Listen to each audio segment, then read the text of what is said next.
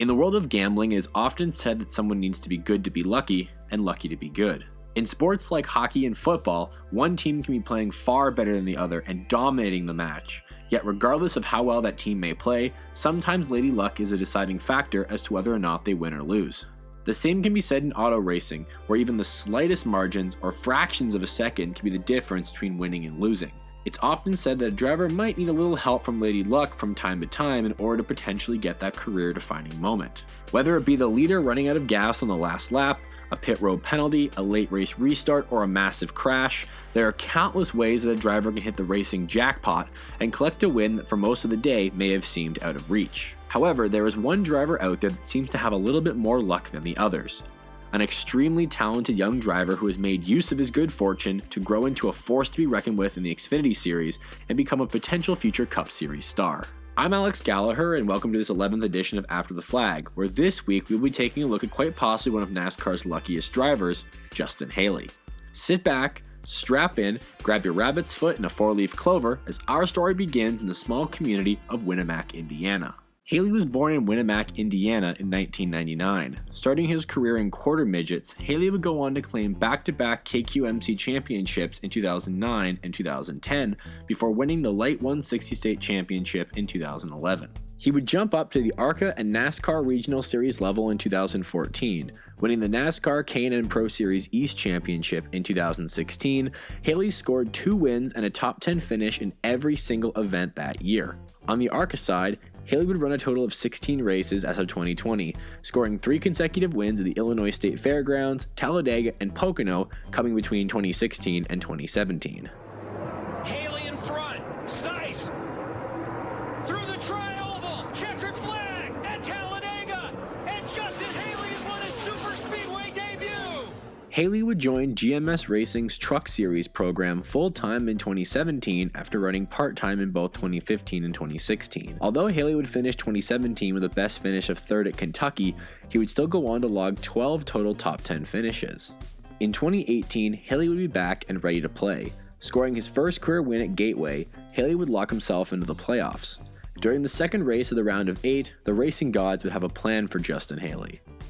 As the series ventured across the border into Canada, it was clear that KBM teammates Noah Gragson and Todd Gilliland had the trucks to beat that day.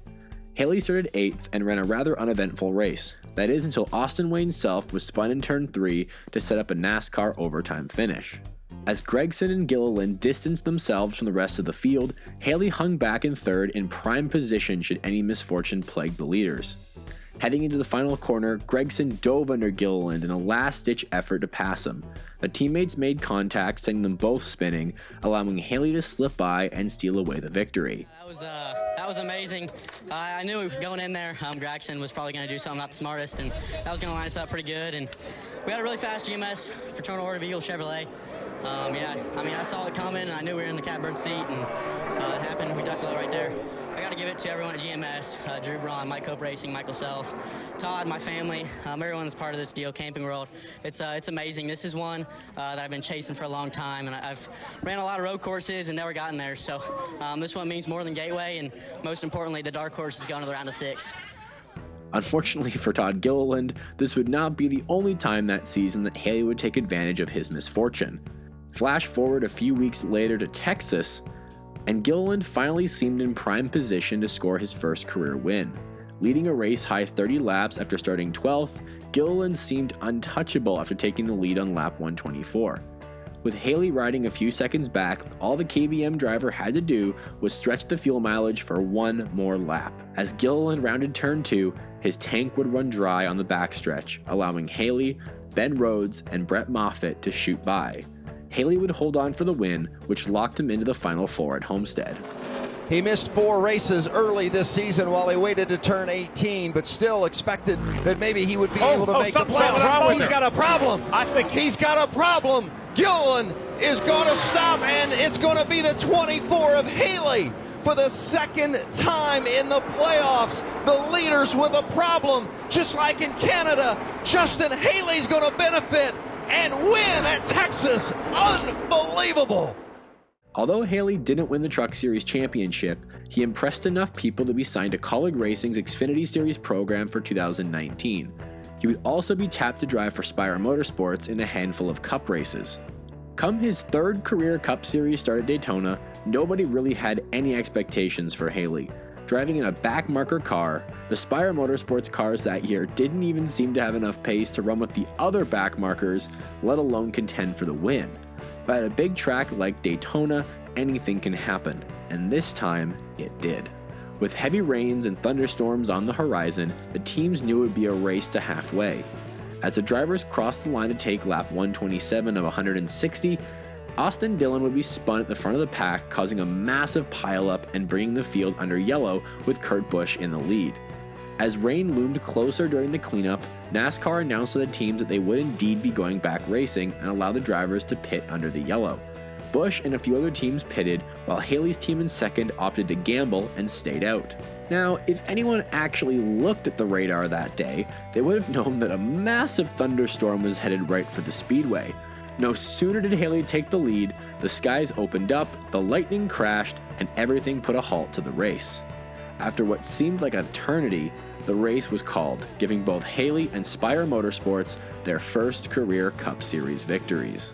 Hey, Rick was talking about your cousin's quarter midget a moment ago that you jumped into. Then you bought what you said was the worst quarter midget in the world. You painted that quarter midget all by yourself. You ever dream you would even race on this level, as you just mentioned, much less be a winner? No, absolutely not. It's the stars aligned, and I didn't ever think I was going to get redemption back from a few years back in Daytona. Last year at Daytona when I got the Xfinity win taken away from me. So to come back and get redemption in the Cup Series is pretty cool, and it makes that second place finish with Colleague last Friday a lot better. The win catapulted Haley to the top of everyone's radar, adding his name to the ever-growing list of Daytona winners, as well as giving him a spot in the 2020 NASCAR All-Star race at Bristol. For 2020, Colleague Racing would bring Haley back to pilot the 11. That year, Haley would get his first Xfinity win at Talladega, making him the youngest driver ever to win in all three national series. But at Daytona later that summer, Haley would claim victory in another extremely fortunate scenario. Although he had won his first Cup race at Daytona the previous year, Daytona in the Xfinity series still left a bad taste in Haley's mouth. You see, in 2018, Haley made a last-minute start in a second entry for GMS Racing. Coming to the line in the July Daytona race, Haley made a low pass and nipped both Kyle Larson and Elliott Sadler at the line. However, it seems Haley's luck hadn't quite activated yet, as upon further review it was shown that Haley's left side tires dipped below the line during the pass. As both Regan Smith and Matt Benedetto will so adamantly tell you, it is illegal to go below the yellow line to advance your position, therefore Haley was disqualified, giving Kyle Larson the victory. Come 2020, and Haley was ready to finally conquer Daytona. Having won their own Cup, as well as taming Talladega in both ARCA and Xfinity, Haley and his Colleague teammates were easily the favorites.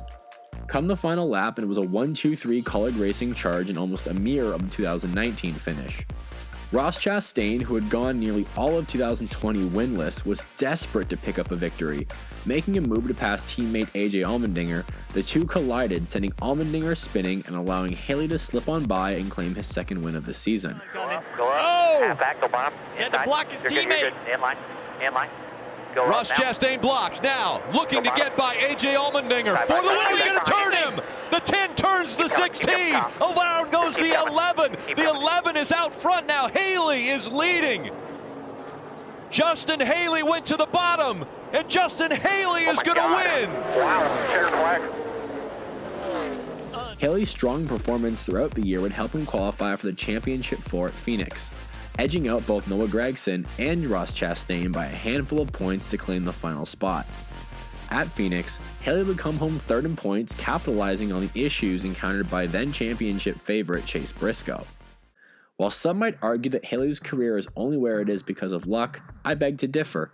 I've seen Haley race from the late model level all the way to the Cup Series level, and everywhere he goes, he drives the wheels off the car, no matter how good or bad they might be.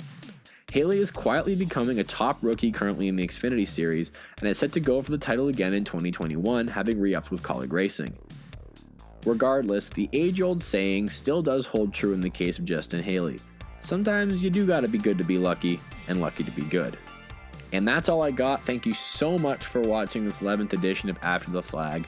We're closing in on 200 subscribers, and I can't thank all of you enough for all your support of the channel.